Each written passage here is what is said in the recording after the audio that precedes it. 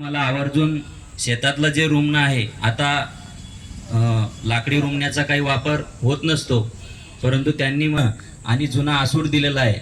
भाऊंनी सांगितलं होतं परवाला किंवा कसलाही खर्च माझ्या वाढदिवसानिमित्तानं करू नका. त्यामुळं शेतकऱ्यांनी जे रुमणं माझ्या हातात दिलेलं आहे ते रुमणं भाऊंच्या हातात देऊन आणि जो आसूड आहे तो आसूड गळ्यात टाकून शेतकऱ्यांच्या वतीनं इथं भाऊंचा वाढदिवस आम्ही साजरा करणार आहे. मी या काकांना विनंती करतो की त्यांनी भाऊंच्या गळ्यात आसूड टाकावा आणि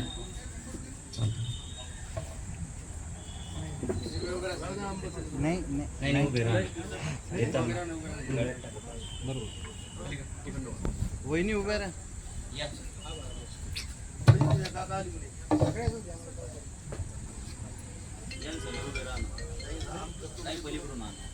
नाही सगळे नका राहू दे सगळं. आई लो बरं.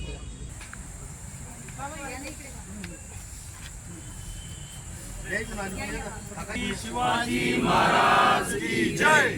शेतकरी एकजुटीचा जय असो. रविकांत भाऊ तुम्हारे साथ है. शेतकरी एकजुटीचा जय असो. आपल्या माय बापाचा जय असो. इन्क्लाब जिंदाबाद, इन्क्लाब जिंदाबाद. व्यक्त करतो. आता सगळ्यांचीच नावं मला माहीत आहे, पण आता नावं घेणं काही संयुक्त होणार नाही, कारण आता त्याच्यात वेळही भरपूर जाईल. आपल्या भावना या निमित्तानं व्यक्त करा. पाहता पाहता किती वर्ष झाली. पाहता पाहता गडी मोठा झाला, उंचीनं नाही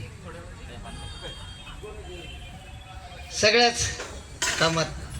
आजचा आपण पुन्हा रवी चांगला जास्त दिवस जगला पाहिजे, कारण चांगली माणसं, वाईट किती माणसं जन्माला आली ना काही बिघडत नसते.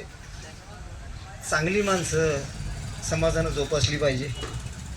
वाईट काही किती येऊ द्या, काही होत नाही त्यांच्याकडे. चांगली माणसं संपली नाही पाहिजे, आणि म्हणून चांगली माणसं सांभाळण्याचं, जोपासण्याचं, त्यांना उभं करण्याचं काम समाजाचं असते. तसं आज रवी आपण अनेक वाढदिवस साजरे केले ना, करतोय आलो, पण आजचा वाढदिवसाला मी या रवीच्या आज आलो त्याला शुभेच्छा देण्यासाठी. तर मला आनंद वाटतोय. म्हणजे फोटो आलेले माहीत नसते आपले फोटो कशासाठी चालवले, तर कुठं लावायचे, फक्त फोटो घेणार आहेत आपले त्या ह्याच्यावर. आज आपला वाढदिवस आहे, वाढदिवशी आपण अन्नत्याग आंदोलन करतात, काय नेमके प्रमुख मागणी? नाही, अनेक नेते मंडळी वाढदिवसाच्या दिवशी स्वतःच्या पैशानं फ्लेक्स लावतात, मोठमोठे इव्हेंट करतात, लाखो रुपयाची उधळपट्टी करतात आणि स्वतःचा वाढदिवस घरच्या खर्चानं साजरा करतात. मी आयुष्यात कधी वाढदिवस साजरा करत नाही, जन्मदिवस साजरा करणं माझ्या तत्वात नाही. अहो, शेतकरी आज मरतोय, 10 शेतकरी रोज आत्महत्या करतात. आम्ही मरणाच्या दारात आहोत. सोयाबीनला भाव नाही, कापसाला भाव नाही, कर्जमुक्ती द्यायला सरकार तयार नाही. पीक विम्याचे पैसे अजून अनेक शेतकऱ्यांना मिळायचे बाकी आहेत आणि शेतमजूर सुद्धा अडचणीत सापडलेला आहे.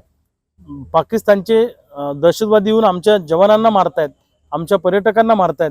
अशा परिस्थितीमध्ये वाढदिवसाचे सोहळे करणं काही माझ्या मनाला पटत नाही. सध्या परिस्थिती अत्यंत वाईट आहे खेड्यापाड्यामध्ये. त्यामुळं शेतकऱ्यांना तातडीनं पीक कर्ज मिळालं पाहिजे, कर्जमुक्ती झाली पाहिजे. महाराष्ट्रातल्या शेतकऱ्यांची सोयाबीन कापसाला 3,000 रुपये प्रति क्विंटल भाव फरक मिळाला पाहिजे. त्याचबरोबरीनं आम्हाला नुकसान भरपाई मिळाली पाहिजे आणि जवानांना आदरांजली व्यक्त करण्यासाठी, पर्यटकांना श्रद्धांजली वाहण्यासाठी आज सकाळी 9 वाजेपासून रात्री 9 वाजेपर्यंत मी माझ्या कुटुंबासहित उपोषणाला या ठिकाणी बसलेलो आहे. हा ट्रेलर आहे आंदोलनाचा. इथून पुढचं आंदोलन हे महाराष्ट्रामध्ये वनवा पेटेल आंदोलनाचा, अशा पद्धतीचं सरकारला सळोकापळो करून सोडणारं आंदोलन असेल. राज्यकर्त्यांना रस्त्यावर फिरणं मुश्किल होईल. अशा पद्धतीनं आम्ही महाराष्ट्रभर आता फिरणार आहोत आणि पूर्ण महाराष्ट्रामध्ये जनजागृती झाली, एक भूतो न भविष्यती, अशा पद्धतीचं आंदोलन या राज्यामध्ये आम्ही उभं करणार आहे. राज्यामध्ये अवकाळी पावसामुळे फळबागांचे मोठ्या प्रमाणात नुकसान झाले. एका बाजूला सरकार आम्हाला मारतंय आणि दुसऱ्या बाजूला निसर्गही आमच्यावर कोपलेला आहे. अशा अचानक आलेल्या वादळी वाऱ्यामुळे आणि पावसामुळे आमचं फळबागा उद्ध्वस्त झाल्या, आमची पिकं जमीनदोस्त झाली, हातातोंडाशी आलेला घास शेतकऱ्याचा निसर्गानं उडून घेतला. अशा परिस्थितीमध्ये शेतकऱ्यांना मदत करण्याचं काम राज्याचं असतं, म्हणजे सरकारचं असतं. लेकराचं काही दुखलं तर मायबापाने त्याला दवाखान्यात न्यायचं, त्याच्यावर उपचार करायचे असतात, काळजी घ्यायची असते.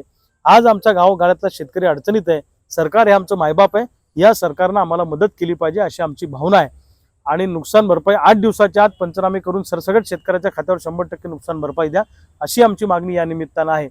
आजचं उपोषण, आजचा उपवास हा एक संवेदना, आमच्या मनामध्ये जी भावना आहे ती व्यक्त करण्यासाठी आणि कृतज्ञता शेतकरी आणि जवानाप्रती व्यक्त करण्यासाठी हे आहे. पण हे आंदोलनच आहे, हा ट्रेलर आहे, पिक्चर अभी बाकी आहे.